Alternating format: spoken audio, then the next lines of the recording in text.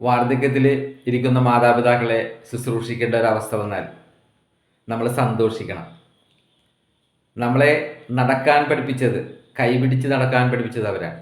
അതുപോലെ അവരെ ഒന്ന് താങ്ങി നടത്താൻ നമ്മൾ കൂടെ ഉണ്ടാകണം. നമുക്ക് വേണ്ടി ഒത്തിരി പണം അവർ നഷ്ടപ്പെടുത്തിയിട്ടുണ്ട്. അതുപോലെ അവർക്ക് വേണ്ടിയും നമ്മൾ പണം നഷ്ടപ്പെടുത്തണം. നമുക്ക് വേണ്ടി ഒത്തിരി സമയം നഷ്ടപ്പെടുത്തിയിട്ടുണ്ട്. നമ്മളും നഷ്ടപ്പെടുത്തണം നമ്മുടെ ജീവിതത്തിലെ സമയം. നമുക്ക് വേണ്ടി ഒത്തിരി ഉറക്കമിളച്ചിട്ടുണ്ട്. നമ്മളും അവർക്ക് വേണ്ടി ഉറക്കമിളക്കണം. അതാണ് ഒരു മനുഷ്യൻ്റെ ജീവിതം എന്ന് പറഞ്ഞാൽ. അവരെ ശുശ്രൂഷിക്കാൻ നമ്മളവരുടെ കൂടെ നിൽക്കണം.